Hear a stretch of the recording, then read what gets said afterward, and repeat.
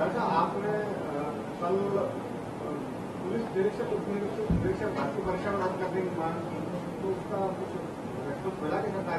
नहीं, ये बात आई नहीं अंदर एजेंडे में नहीं थी, ये मीडिया में सही ढंग से नहीं आया है।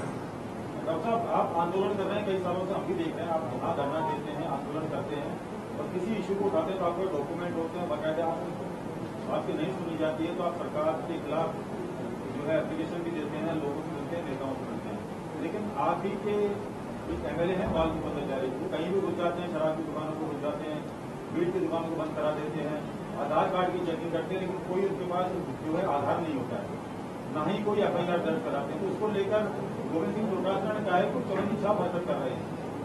तो मेरी हरकत अगर 54 छाप भी है तो मैं रुकने वाला नहीं हूँ। देखो बाल मुकुंदाचार्य जी ने जो खुले में मीट की दुकान बिना लाइसेंस के चल रही थी, वो मुद्दा उठा के उन दुकानों को बंद करवाया। वो कोई उचंत की बात नहीं थी, वो बात गंभीर थी कि मंदिरों के सामने खुले में मीट बिक रही है, उसका विरोध किया तो बंद हो गई। ये काम तो पुलिस का है ना, वो थोड़ी करेंगे। आधार कार्ड को चेक कर रहे हैं, अब वो कह रहे हैं कि आधार कोई FIR को नहीं कराई उसमें, और झूठा मामला। आप ये सही कह रहे हो, काम पुलिस की है, लेकिन पुलिस का भी ध्यान आकर्षित किया जाना।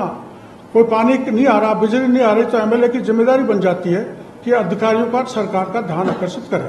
इसका मतलब तो पुलिस और इंटेलिजेंस काम नहीं कर रही है यहाँ पर आपकी सरकार में? नहीं, मैं ये तो नहीं कह रहा, पर चप्पे चप्पे पर तो पुलिस पहुंच नहीं सकती। जहां भी जनप्रतिनिधि, विशेषकर भाजपा के लोगों में कोई ऐसी चीज ध्यान में आती है जो इलीगल है, उसकी जानकारी अधिकारी को देना, सरकार को देना हमारी सबकी जिम्मेदारी है।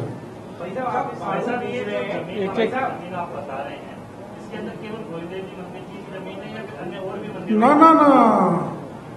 इसमें अहमदाबाद की है, इसमें मुंबई की आदिवासियों की जमीन है, इसमें सड़वा मोड़ की जमीन है, इसमें किशनपुरा की जमीन है, लालवास की जमीन है, आमेर की जमीन है।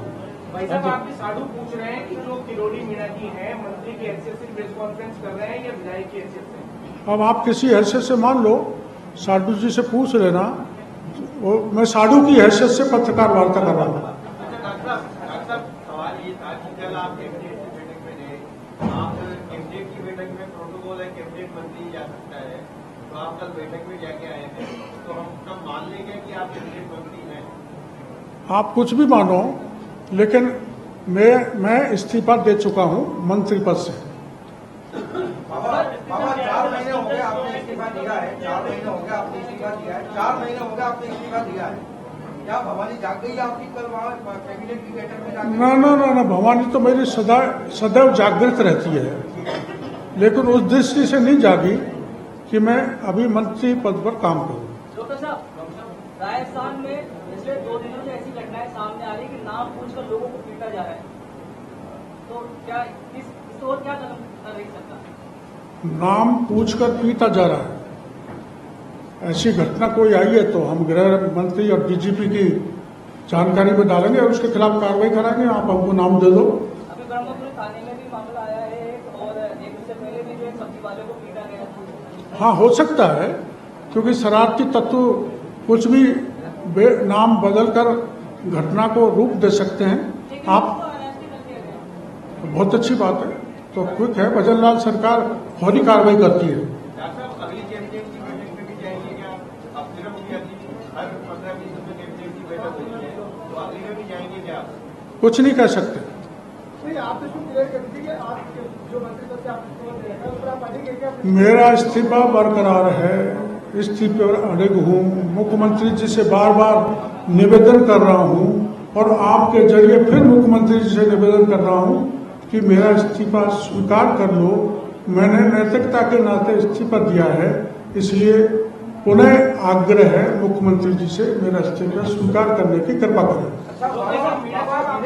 आपने लेटर दिया था, आपने पिछली बार चीफ सेक्रेटरी को लेटर दिया था, उसमें मंत्री लिखा हुआ था, तो आप ऐसे मंत्री की हैसियत से आप लेटर वगैरह दे रहे हैं? आप नहीं, ज्यादातर विधायक की उससे जा रहे हैं, कोई गलती हो गई होगी जल्दबाजी में, लेकिन डॉक्टर साहब, विधायक के लेटर पैड पे जा रहे हैं। संगठन एक तरफ कह रहा है कि आप मंत्री हो, मंत्री की तरह काम कर रहे हो, आप कह रहे हो कि मैं मंत्री पद से इस्तीफा दे चुका हूँ, और उधर कांग्रेस का पूरा माइलेज। ये तो सही है, कैसे आप ये तो सही है कि मैं मंत्री पद से इस्तीफा दे चुका हूँ, मंत्री पद से इस्तीफा चल रहा है, इस्तीफे की कॉपी माननीय मुख्यमंत्री जी के पास है।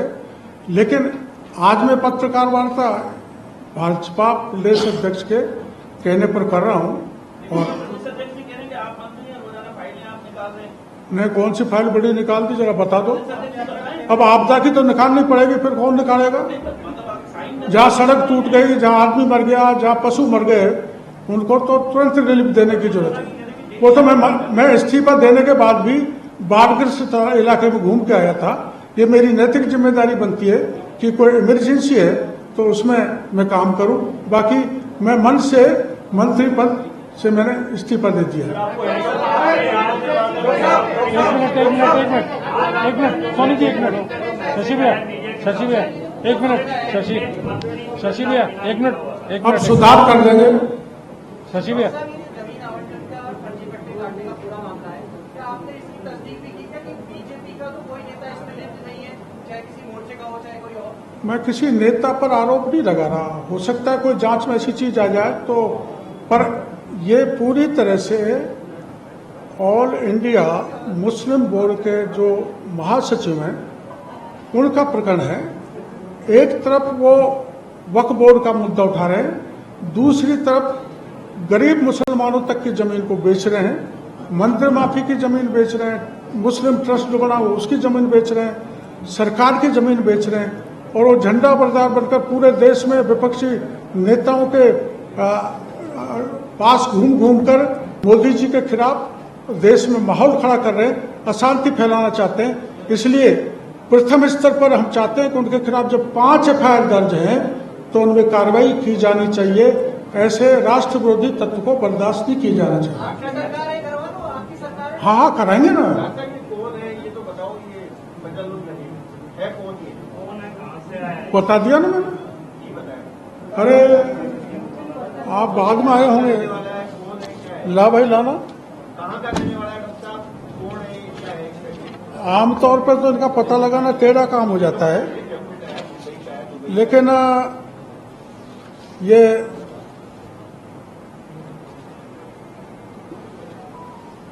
All India Muslim board personal law board के राष्ट्रीय महासचिव हैं ये फजल उर रहीम, और इनकी बेटी भी यहाँ जयपुर में रहती है, दामाद भी जयपुर में कांग्रेस के पदाधिकारी हैं दोनों।